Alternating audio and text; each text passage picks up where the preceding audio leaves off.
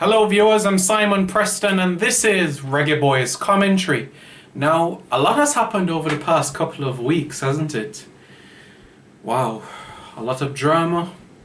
Winfred Schaefer, the situation with unplugging the cable from the camera, being relieved of his duties for this period of time, and now, Theodore Tappa Whitmore, the man who scored 2 of our 3 goals in the 1998 FIFA World Cup in France, is our head coach for the Caribbean Cup.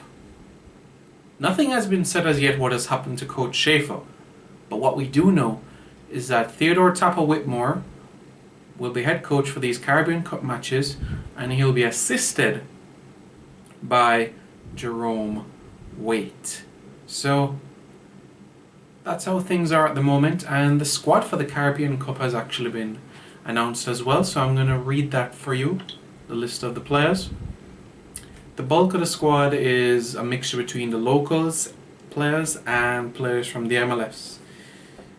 I am very disappointed that there's not any English-based players in this squad. Because it's a FIFA date. I mean, we're 2 victories away from the CONCACAF Gold Cup. Why not put out our best team so that we can go there? You know what I'm saying? Well, I'll get to that in a minute. So, Andre Blake is in the squad. Rosario Harriet, who made his debut against South Korea back in 2015, but has been on the fringes of the national team for quite some time. Damian Lowe, the son of Anande Lowe, his first call up to the senior team, last played for Jamaica at the Under-20 CONCACAF Championship in 2013 in Mexico. Ladal Ritchie of Montego Bay United, Alvas Powell, Decoy Williams, Arnett Gardens, who scored that goal against Harbourview over the weekend, Omar Holness, Andrew Vanzi, Johan Grandison, a face we haven't seen in the national team for quite some time, Darren Mattox, Corey Burke, Michael Binns, Sean Francis, Javon Watson, Alan Ottey, Dino Williams, Owain Gordon, Dwayne Ambersley of Montego Bay United, Kemar Lawrence and Ryan Thompson. So that rounds up the 20 players that have been called up for these 2 matches in the Caribbean Cup.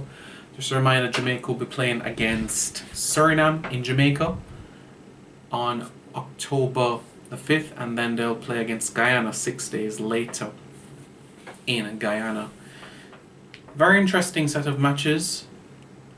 I would have loved to have seen the core players involved, the Adrian Mariappa, Joby McAnuff, Gareth McCleary, Michael Hector. I would have loved those sort of core players, Wes Morgan, honestly, because the way that it is set up right now, the top team advances not only to the semi-finals of the Caribbean Cup, but also to the CONCACAF Gold Cup. And we know how precious it is to go to this sort of tournament, to play more football consistently, improvement, thinking about the grant money from CONCACAF as well, which can be used to reinvest into our footballing program. So it's very key that we qualify for this tournament. So it's just bizarre in this situation. But you know, we're just going to have to hope for the best that this crop of players can do the job, and I think they will. I think they'll be able to advance from the top of the group and get into the semi-finals of the Caribbean Cup. Just a note there, the semi-finals of the Caribbean Cup is going to take place in the United States in June 2017, so the semi-finals and the final will take place on US soil. We're not sure as yet which state as yet, but what we do know is in June 2017. So we'll have to wait and see what the CFU, the information that they give us as well, to see what happens there. Theodore Whitmore, our head coach.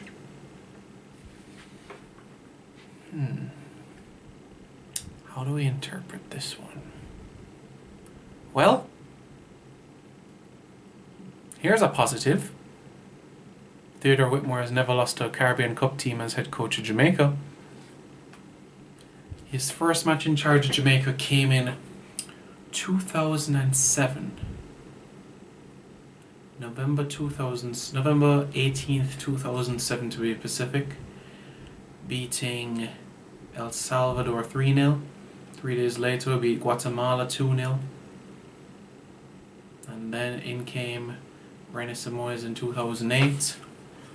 Theodore Tappa Whitmore was given back the reins again in October 2008, where we beat Mexico, beat Honduras, beat Canada in the 2010 qualifiers. Then came that 2008 Caribbean Cup run, where Tappa was assistant to John Barnes. And then John Barnes left before the 2009 Gold Cup, and Tappa was in charge for the 2009 CONCACAF Gold Cup. We only won one match in that Gold Cup. Tappa continued as head coach of Jamaica, continued playing more matches. We never lost to a Caribbean team under Tappa, so that's good news. We won the 2010 Caribbean Cup, and if you remember, Tappa is the only player to win it as a player and head coach, so it's quite an accomplishment there as well. So he's done reasonably well against these sort of oppositions, but a lot of questions will be asked. What is the next step after this? After these October sets of matches, what's next for the national team? If we do win these two matches, what is going to happen? What's going to happen to Schaefer? Well, I'll be sure to give you all the information as the news unfolds and it's credible. That's one thing for sure. Once it's credible, I will deliver that sort of information. Another thing I wanted to touch.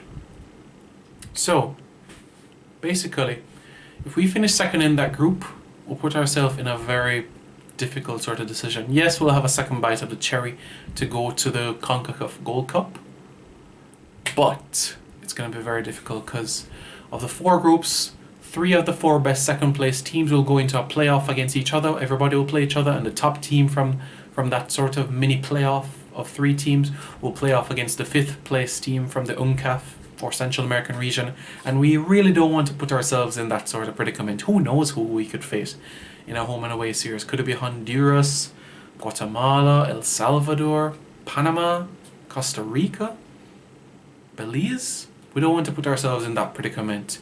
Win these 2 matches, beat Guyana, beat Suriname, we're into the Gold Cup, we're into the semi-finals of the Caribbean Cup. I'm Simon Preston, this is Reggae Boys Commentary. Don't forget to like our Facebook page, Reggae Boys Commentary, and don't forget to like, share, comment and subscribe to Reggae Boys Commentary.